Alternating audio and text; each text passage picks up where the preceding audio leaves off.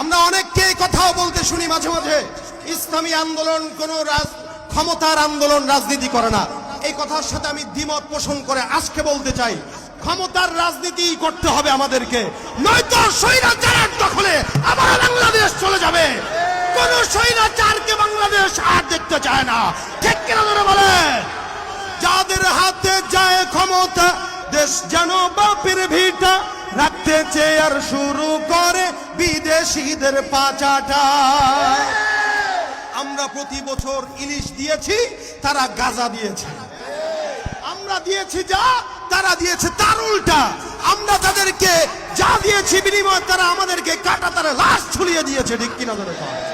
যাদের হাতে যায় ক্ষমতা, দেশ যেন বাপের ভিটা, রাখতে চেয়ার শুরু করে বিদেশিদের পাচাটা। বিদেশিদের কথা মতো চালায় তারা নিজের দেশ, বিদেশিদের কথা মতো চালায় তারা নিজের দেশ। দেখতে দেখতে গোল্লায় গেল আমার সোনার বাংলাদেশ।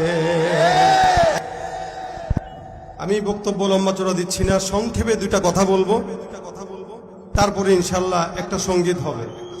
তবে আপনারা আজকে যে আন্দোলনে এসেছেন, যে সমাবেশে এসেছেন, আজকে আমরা এখানে অনেক নেতৃস্থানীয় লোকদেরকে বলতে শুনেছি যে আমরা দেশ স্বাধীন করেছি দ্বিতীয়বারের মতো। আমি একটু বাড়িয়ে বলতে চাই, আজকে যে স্বাধীন বাংলাদেশে বসে আমরা স্বাধীনতার কথা বলছি, 2013 সালের 5ই মে হেফাজতের আন্দোলনে যখন শাপলা চত্বরে এ বাংলার আপামর তৌহিদি জনতা একত্রিত হয়েছিল, ওদিন যদি বাংলার সব জনগণ একসঙ্গে তাদের সাথে থাকতো, 11 বছর স্বৈরাচার এ বাংলাদেশে থাকতে পারত না। এজন্য আমাদের আমির নায়েব আমিরুল মুজাহিদিন একটি কথা বলে, কথাটি হলো স্পষ্ট, সবাই যখন বাঁচার জন্য ময়দানে থেকে পিছনে হটবে, কেউ বাঁচতে পারবে না। সবাই যখন মরার জন্য সামনে এগিয়ে যাবে, আবু সাইদের মতো বুক টান করে দাঁড়াবে, এদেশ কিভাবে স্বাধীন হয় বাংলার জনগণ তখন দেখিয়ে দিতে পারে, ঠিক কিনা জনগণ? আমরা অনেককে কথাও বলতে শুনি মাঝে মাঝে, ইসলামী আন্দোলন কোন ক্ষমতার আন্দোলন, রাজনীতি করে না। এই কথার সাথে আমি দ্বিমত পোষণ করে আজকে বলতে চাই, ক্ষমতার রাজনীতি করতে হবে আমাদেরকে, নয়তো স্বৈরাচারের দখলে আবার বাংলাদেশ চলে যাবে। কোন স্বৈরাচারকে বাংলাদেশ আর দেখতে চায় না, ঠিক কিনা ধরে বলে?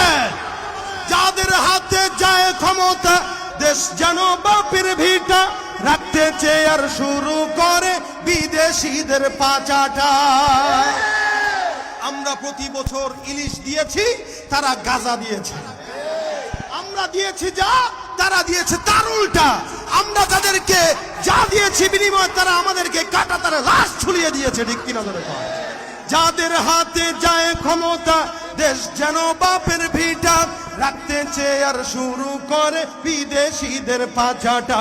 বিদেশিদের কথা মতো চালায় তারা নিজের দেশ, বিদেশিদের কথা মতো চালায় তারা নিজের দেশ।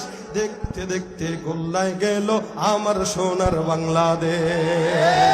একে একে সব দেখেছি, সবার দেখা হইল শেষ, দেখতে দেখতে গোল্লায় গেল আমার সোনার বাংলাদেশ। কেউ দিল না, সবাই নিল, আমরা যে কলুর বলদ, সারা বছর নেয় না খবর, নির্বাচনে খুব দরদ। কেউ দিল না, সবাই নিল, আমরা যে কলুর বলদ, সারা বছর নেয় না খবর, নির্বাচনে খুব দরদ।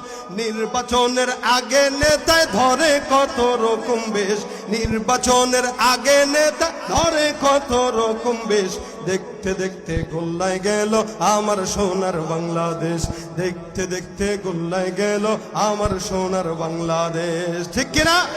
শেষ পর্যায়ে এতটুকু বলবো, অতীতে যে স্বৈরাচার ছিল, বর্তমানেও যারা ক্ষমতা না পেয়ে স্বৈরাচারিতা শুরু করেছে, এদের কাউকে বাংলার জনগণ দেখতে চায় না, কাউকে দেখতে চায় না, কাউকে দেখতে চায় না।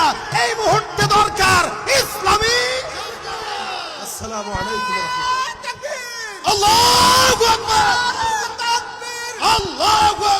পীর সাহেব চরমনার কোন মার্কা আছে? পীর সাহেব রবনিয়ার কোন মার্কা আছে? বরগুনা একের কোন মার্কা আছে? মাহমুদের কোন মার্কা আছে? নতুন ভোটারের কোন মার্কা আছে? কুকুয়াবাসীর কোন মার্কা আছে? ওই সেই মার্কা আর চলে। জিতে যাবে। বরগুনা একে, কুকুয়াতে, আমতলিতে, তালতলিতে,